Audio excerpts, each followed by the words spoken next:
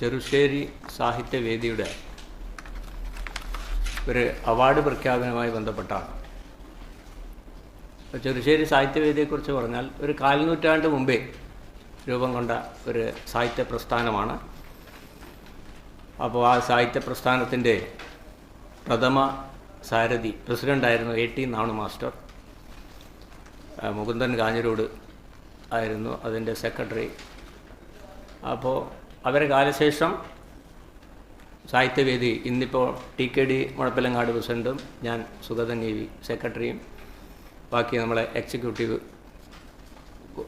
കുറച്ച് ആൾക്കാരും ആയിട്ടാണ് സാഹിത്യവേദി ഇപ്പോൾ നടന്നു പോകുന്നത്. അപ്പോൾ ഇന്ന് നമ്മൾ ഈ പത്രസമ്മേളനം വിളിക്കാൻ കാരണം നമ്മൾ പ്രഥമ പ്രസിഡന്റ് A.T. നാണു മാസ്റ്ററുടെ പേരിൽ ഒരു സാഹിത്യ പുരസ്കാരം ഏർപ്പെടുത്തുകയുണ്ടായി.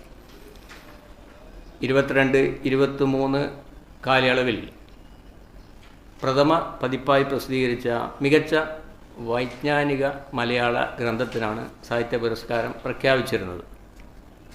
അപ്പോൾ അതിന് നമുക്ക് 9ഓളം പുസ്തകങ്ങൾ കിട്ടി. അതിൽ 2 നമുക്ക് വൈജ്ഞാനികത്തിൽപ്പെടാത്തതുകൊണ്ട് 7 പുസ്തകങ്ങളാണ് പരിഗണിക്കപ്പെട്ടത്.